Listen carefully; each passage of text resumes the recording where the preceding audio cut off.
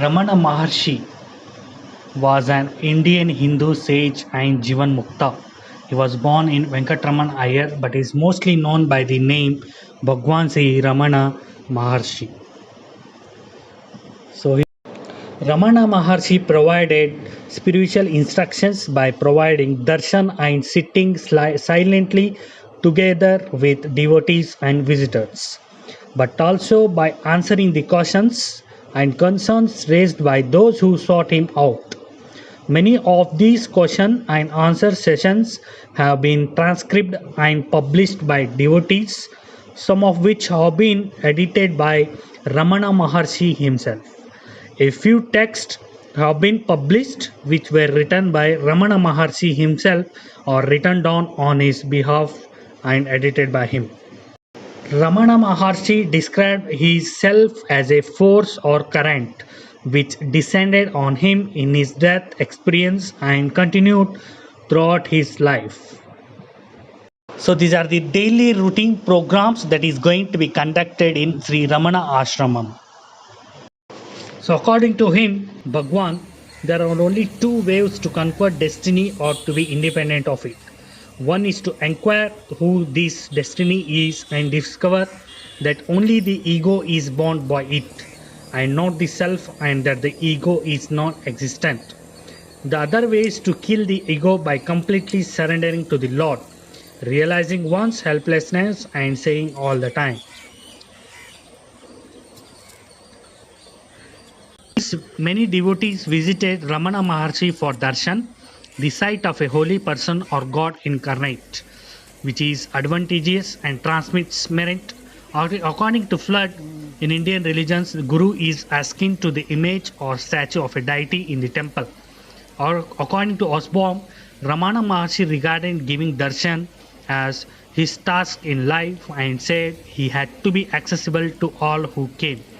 Even during this terminal illness at the end of his life, he demanded to be approachable for all who came for his darshan. SS has given a divine message that was a living example of the teaching of the Upanishads. His life was at once the message and the philosophy of his teachings. He spoke to the hearts of man.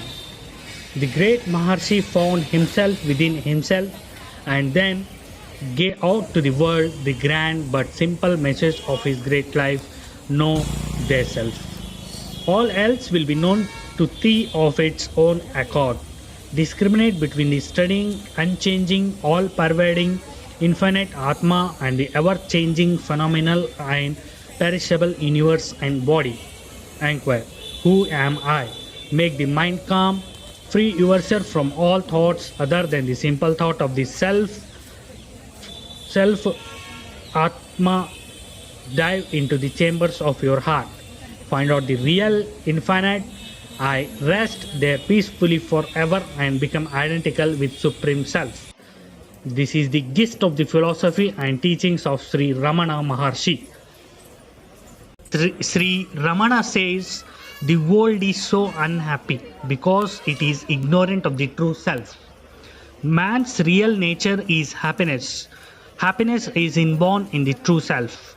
Man's search for happiness is an unconscious search for his true self. The true self is imperishable, therefore, when a man finds it, he finds a happiness which does not come to an end. Sri Ramana's Who Am I? Upadesa, Saranam, Sharam and Ullutu Narapattu are pearls of direct wisdom expressed in aphoristic terseness. So according to Sri Ramana's Arunachala Ashrama, the consciousness is explained. Existence or consciousness is the only reality. Consciousness plus walking we call waking. Consciousness plus sleep we call sleep. Consciousness plus dream we call dream. Consciousness is the screen on which all the pictures come and go. The screen is real, the pictures are more shadow on it. Next, happiness. All beings desire happiness always. Happiness without a tinge of sorrow. At the same time, everybody loves himself best. The cause for love is only happiness, so that happiness must lie in one. Further, that happiness is daily experienced by everyone in sleep when there is no mind. To attain that natural happiness, one must know oneself. For that self enquiry, whom I is the chief means. The three states waking, dream, and sleep. There is no difference between the dream and the waking state, except that the dream is short and the waking long. Both are the result of the mind. Our real state is beyond the waking. Dream and sleep states called Turiya. Sri Maharshi did say that Guru was necessary. He also said that Guru may not be external. In his case, again, upon his physical demise, he said that he was not living. He is never identified with the body, meaning he is present even now. The Guru will come to us when we are ready. We simply need to attend to making ourselves ready, and the rest is automatic.